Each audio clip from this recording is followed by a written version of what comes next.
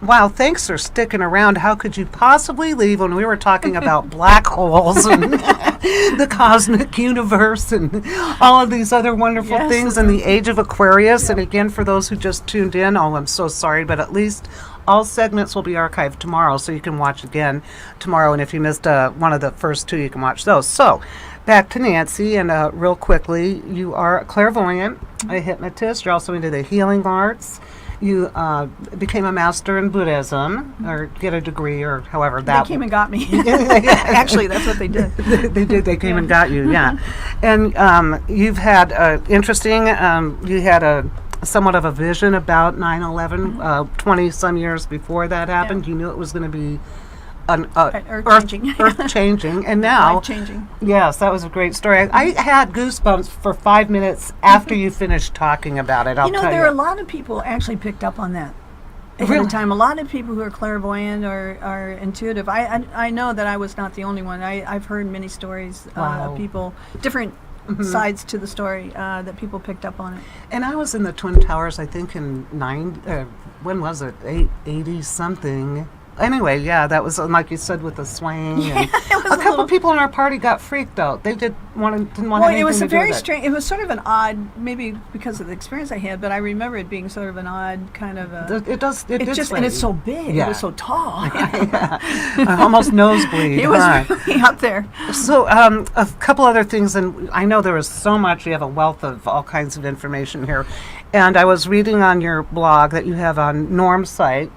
Your latest post was really interesting. You were talking about reality and what's truth and what's real and how do you... What's illusion. What's illusion, so... Is it illusion or reality? Yeah, so how does one differentiate between that? How do you... It's a little tricky because illusion, the definition of illusion, and illusion as I know it, is a strong, strong, strong concept. It's a strong belief that's fake, that isn't quite on target. So it's a strong belief. It seems real. In fact, it's put together in such a real way.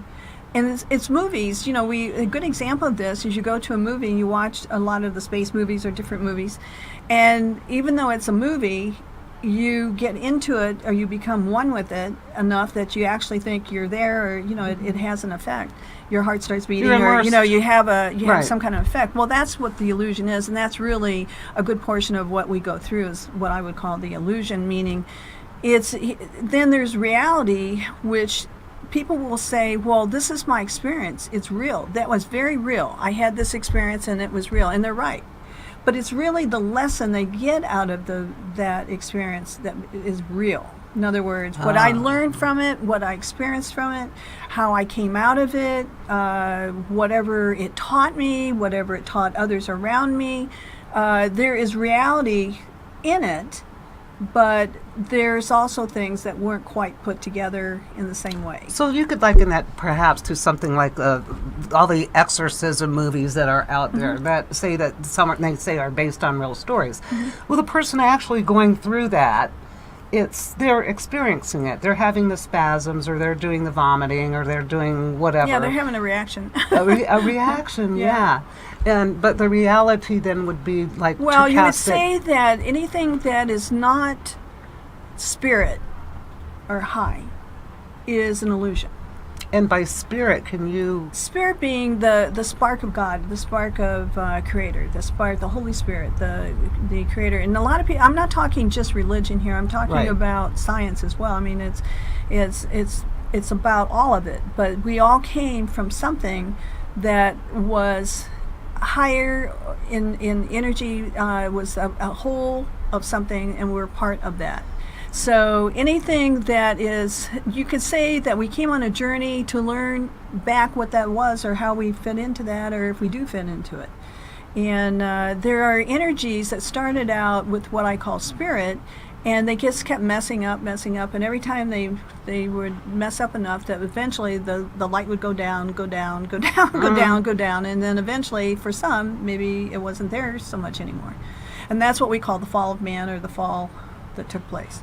So it was, in my opinion, this is me, what I feel is that war, if you want to call it that, which we're going through, again, another cycle of sorts, had to do with more about law because the creator, basically the true creator, doesn't have to prove itself. Mhm. And if somebody wants to stand up and say I'm it, well, sooner or later, it's going to become obvious, or it's destructive, or it's getting a Hitler-esque. it's got other things attached to it that takes the whole thing down. And so a lot of the law was done. The law is don't harm someone. Right. The law is, I love this law of recourse. This is one that everybody should know. I'm not telling people to know it, but this is one everybody should know. And that is the law of recourse is the law that I'm never stuck. There's always an answer, no matter how dismal it seems or how much our attitude is that, oh my God, I'm at my wits' end here. I can't take anymore.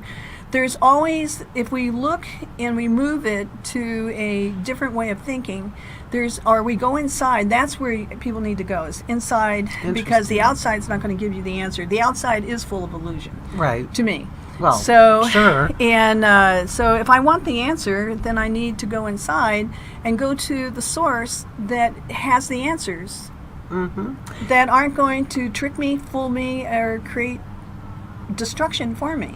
Now, a person, though, a lay person, so to speak, they would have to know where to find these tools or how to go about doing that. I don't think people just get up and going to church every Sunday is giving them...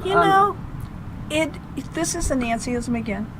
I've learned it has to be simple enough and simplistic enough that the smallest child, the elderly, that person, any kind of handicap, it has to be unified and fair to all.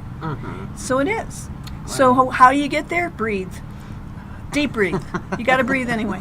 Breathe with the intent. Figure out your intent, focus, and listen to your breath. When you listen to the breath, this might be controversial to some. When you listen to the breath, I know that the sound of breath is the name of God, if you want to call it that. So that's why so many yogis, so many beings follow the breath and use the breath, because it is the oneness. It's part of the path to where we need to go. Plus, we need oxygen anyway, right? Because we were talking about how hydrogen peroxide, the edible, can cure things because it's got a B59 molecule to it, and it does.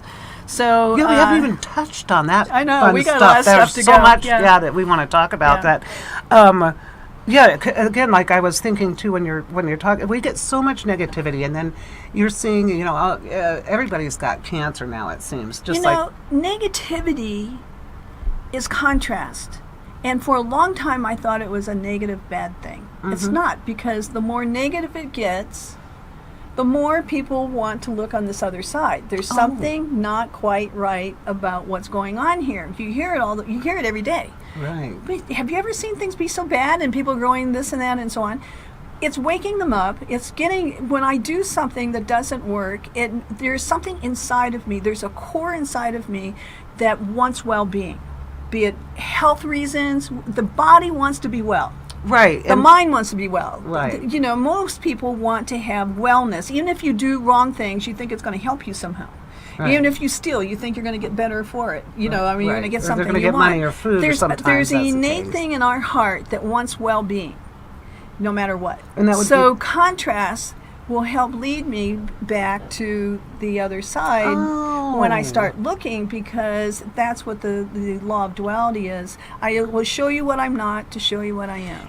To use a kind of awkward example, though, but when you had the polio when you were 9, right, and you lost all feeling in your legs. I know it. I've had pinched nerves. There was no moving in it. It's like like they're stumps of wood. I was in a little bit of shock. Yeah, but when you regained the use again, having had to face that horrible fear of losing it, didn't you treasure your legs and your physical legs so much more? I treasured the doctor, the family doctor that sat there and told my parents, who were crying, that I might not ever walk again. That reality never occurred to me when my legs didn't work. There was no permanency left in my mind that was going to be a permanent thing, and I was going to have to go through all that stuff. No, and your appreciation of getting that. That's why I said I started working. I started running. I played every sport. I did everything. I was a synchronized swimmer. I mean, I did everything I could. I love it. That's great. Moving. Yeah. We're going to move back into another segment after we have it's only 5 minutes of commercial break. So again, a quick shout out to the Red Roof Inn on Paradise across from the Hard Rock. They are pet friendly, which everybody loves. Don't go away. We'll be right back.